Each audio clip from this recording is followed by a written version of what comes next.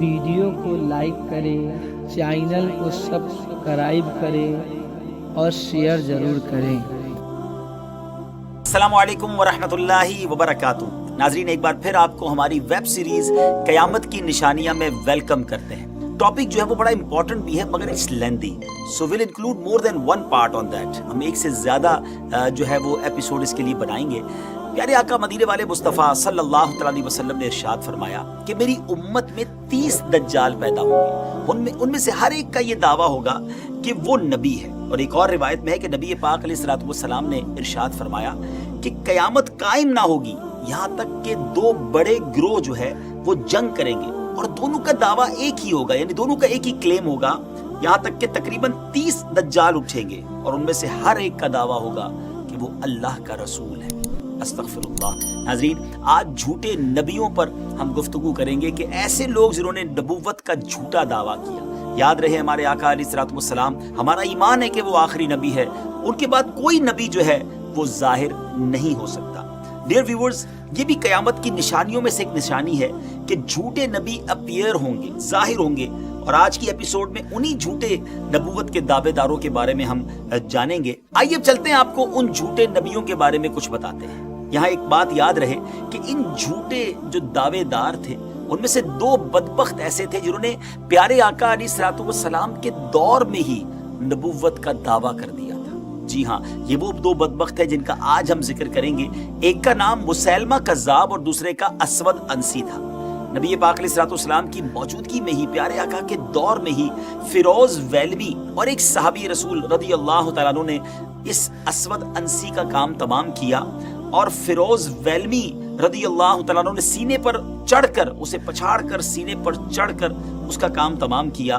مگر مسیلمہ کذاب کو جناب ابوبکر صدیق رضی اللہ تعالیٰ عنہ کی جو دور کی آرمیز تھی، اس زمانے کی جو فوجیں تھیں، انہوں نے اس کو جہنم واصل کیا، اور اس طرح یہ کلیمنٹس آف پروفٹ ہوڈ یعنی نبوت کے دعوے دار جو تھے وہ فنا ہوئے۔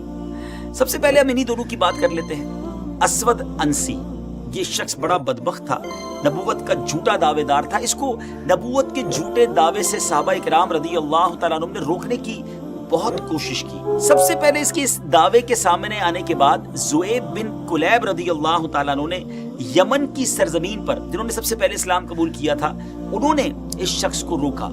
اس نے جب نبوت کا دعویٰ کیا اور لوگوں کو کلمہ پڑھنے پر، اپنا کلمہ پڑھنے پر مجبور کیا، تو انہوں نے بڑی سختی کے ساتھ حضرت زویب بن کلیب نے اس کو انٹرسیپٹ کیا، اس کو روکا اور لوگوں کو بھی اس کے خلاف سمجھایا۔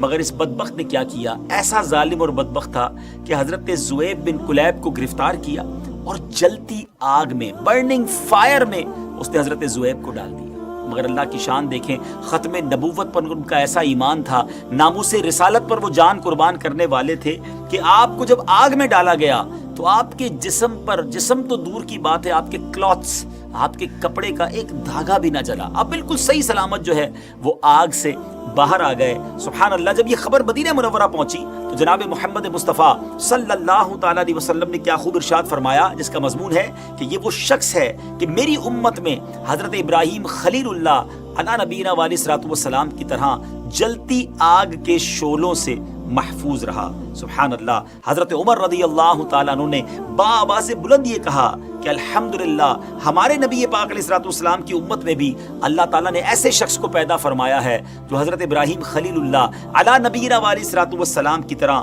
آگ کے شعلوں سے جلنے سے محفوظ رہا۔ اسود انسی نے صرف نبوت کا جھوٹا دعویٰ نہیں کیا تھا، بلکہ اس نے بغاوت کی اور شہر بن بازان کو قتل کر دیا، اور اس کی جو مرزبانہ جو کہ شہر بن بازان کی بیوی تھی، اس کو اس نے گویا کیپچر کر لیا، اغوا کر لیا۔ اب جب یہ خبر نبی پاک علیہ الصلوۃ والسلام تک پہنچی تو آپ صلی اللہ تعالیٰ علیہ وسلم نے اس وقت جو عاشقان رسول تھے، صحابہ کرام تھے، ان کو لکھا کہ تم اکٹھے ہو کر جس طرح بھی ممکن ہو اسود انسی کے شر و فساد کو ختم کر دو۔ اب نبی پاک علیہ الصلوۃ والسلام کے فرما بردار چاہنے والے غلامان مصطفیٰ سبحان اللہ صلی اللہ تعالیٰ علیہ وسلم ایک جگہ جمع ہوئے، انہوں نے پلان کیا اور انہوں نے ایک لیٹر لکھا۔ مرزبانہ جو کہ شہر بن بازان کی بیوی تھی، اور اسود انسی نے جس کو آپ سمجھیے کہ زبردستی اغوا کیا تھا، اس کو لیٹر لکھا کہ تم اس کے گھر میں رہ رہی ہو جس نے تمہارے شوہر اور تمہارے والد کو قتل کیا ہے۔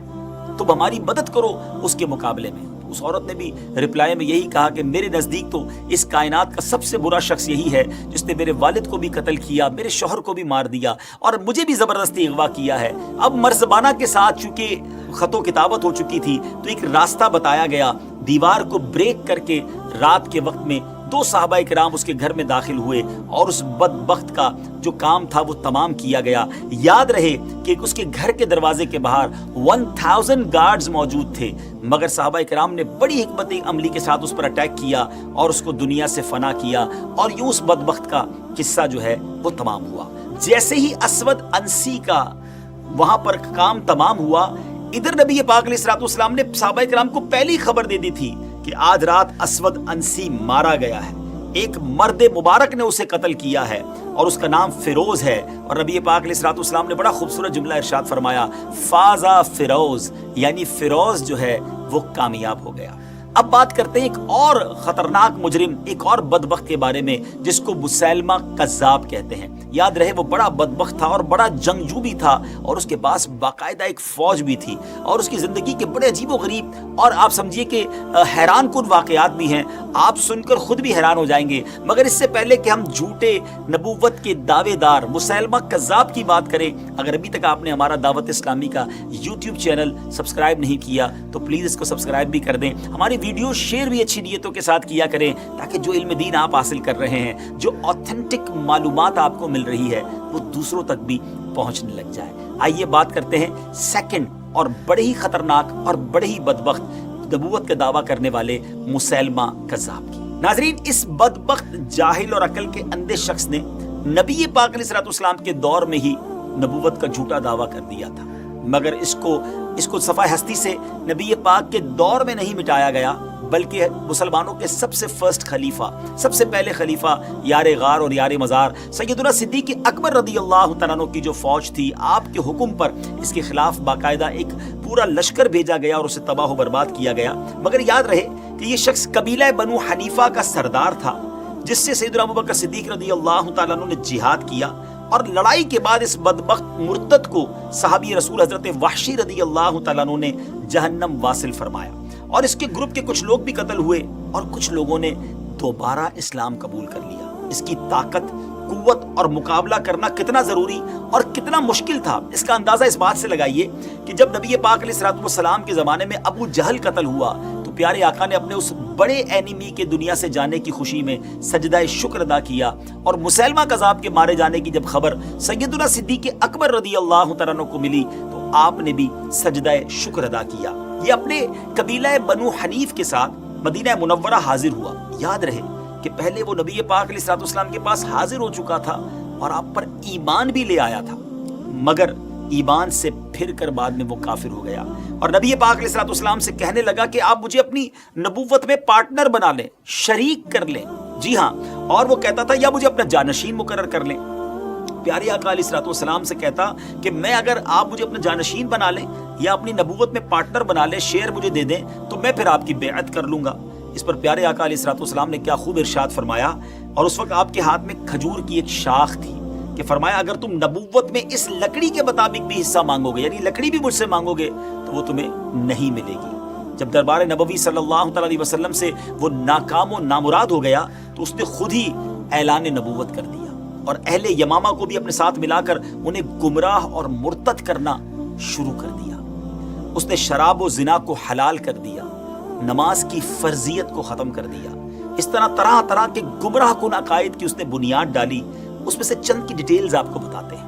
नंबर 1, उसने ये ऐलान कर दिया कि किसी सिमत, किसी डायरेक्शन खड़े होकर नमाज पढ़ना जरूरी नहीं है, लिहाजा नमाज के वक्त जिधर जिसका जी चाहे वो उधर मुंह करके नमाज पढ़े, बल्कि किसी सिमत रुक कर नमाज पढ़ना कुफ्र और शिर्क की अलामत है, माअल्लाह। और कहता है कि ये कहा जाए नमाज पढ़ते वक्त कि मैं बेसिमत नमाज अदा कर रहा, अस्तगफिरुल्लाह। सेकंड, उसका अकीदा ये था कि उसने ये भी कहा कि मुसलमानों के एक पैगंबर हैं लेकिन हमारे 2 हैं, एक मोहम्मद सल्लल्लाहु अलैहि वसल्लम, दूसरा मुसैलमा, और हर उम्मत में कम से कम 2 पैगंबर होने चाहिए, माअल्लाह। उसका ये भी दावा था। थर्ड, उसका अकीदा ये था कि वो अपने मुसैलमा के मानने वालों को रहमानिया कहलाते थे और बिस्मिल्लाहिर्रहमानिर्रहीम का माना ये करते थे, शुरू मुसैलमा के खुदा के नाम से जो मेहरबान है, वगैरह वगैरह बातिल और मन घड़त अकायद उसने नाफिज किए। नाज़रीन, पूरे इस्लाम का गोया नक्शा ही बदल कर रखने की उसने कोशिश की।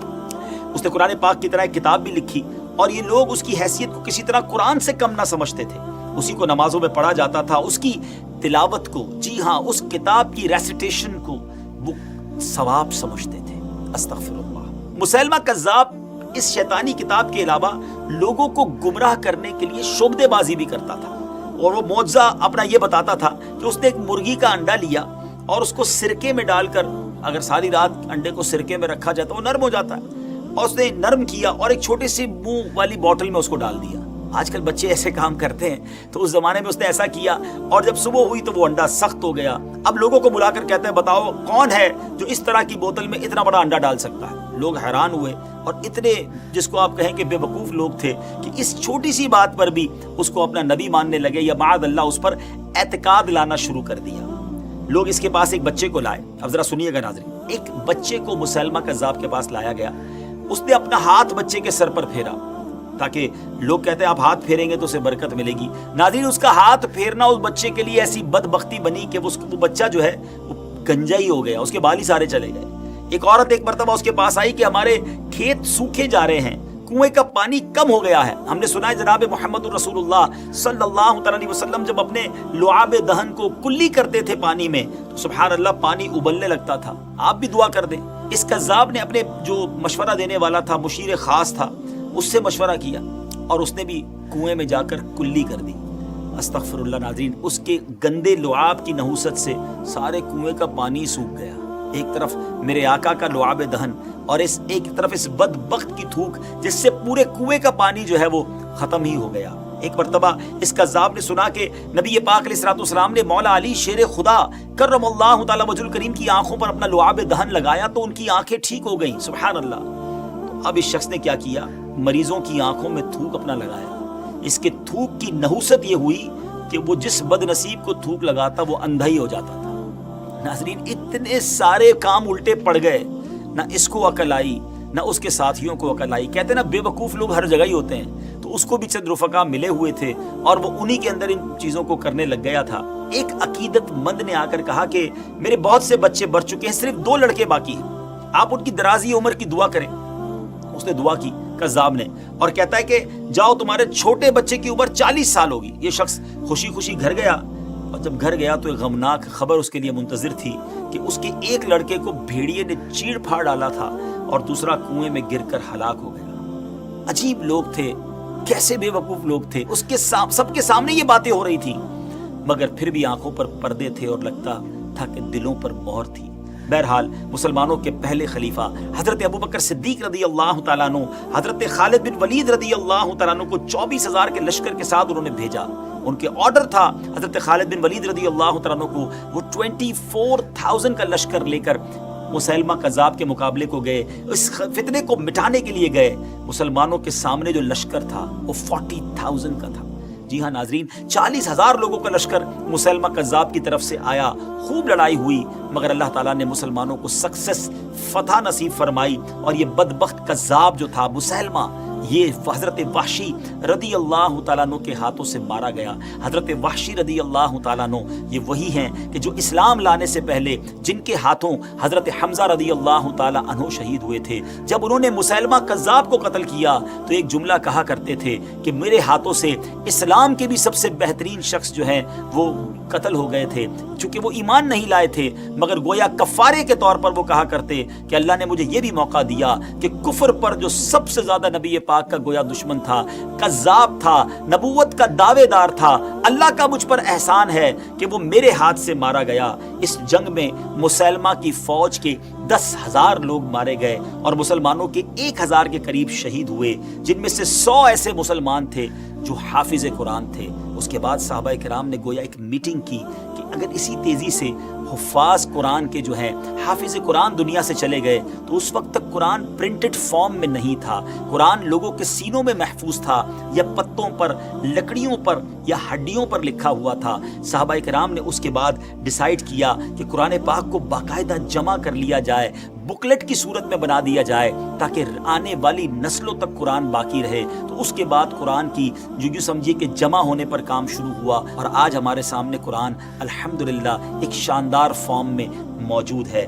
बहरहाल डियर व्यूअर्स, ये था उन दोनों बदनसीबों का डाटा और उनके बारे में कुछ मालूमात। अगले प्रोग्राम में हम कुछ और ऐसे बदबख्तों का, झूठे नबूवत के दावेदारों के बारे में आपको बताएंगे। हमारे YouTube चैनल को सब्सक्राइब भी कीजिए।